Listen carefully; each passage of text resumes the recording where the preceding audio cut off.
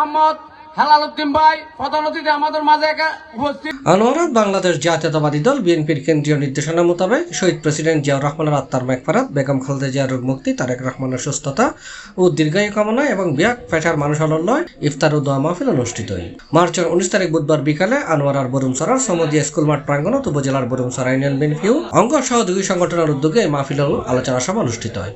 আজকে যে সমাবেশ হচ্ছে সেই সমাবেশটা হচ্ছে এটা বিপুল সংখ্যক নেতাকর্মী এবং বিয়াক পেশার মানুষের উপস্থিতিতে জনসমাবেশে পরিণত হয়। এই সময় আনোয়ারা উপজেলা কৃষক দলের আহ্বায়ক সালাউদ্দিন সুমনের সভাপতিত্ব এবং আনোয়ারা উপজেলা স্বেচ্ছাসেবক দলের সাবেক ভারপ্রাপ্ত সদস্য সচিব আতিকুর রহমান আতিকুর সঞ্চালনায় প্রধান অতিথি আছেন দক্ষিণ জেলা বিএনপির সদস্য সচিব লায়ন মোহাম্মদ হেলাল উদ্দিন।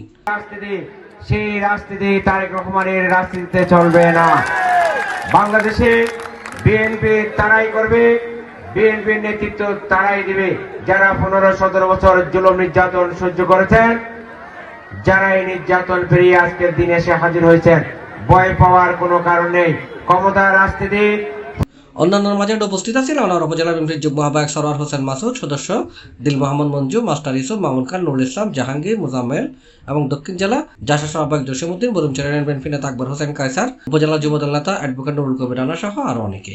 হেলাল উদ্দিন ভাইকে যারা মার্কায় ভোট দিবেন সবাই হাত তুলে ওয়াদা করেন আগামী নির্বাচনে চট্টগ্রাম 13 কর্ণফুলী আসন থেকে জনাব হেলাল উদ্দিন ভাইকে তারা শীত মার্কায় ভোট দিবেন।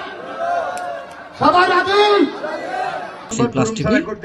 আজকের ইফতার ও দোয়া মাহফিলের সম্মানিত সভাপতি, উপস্থিত নেতৃবৃন্দ, না বলার সময় স্বল্পতার কারণে নাম না বলতে পারা দুঃখিত।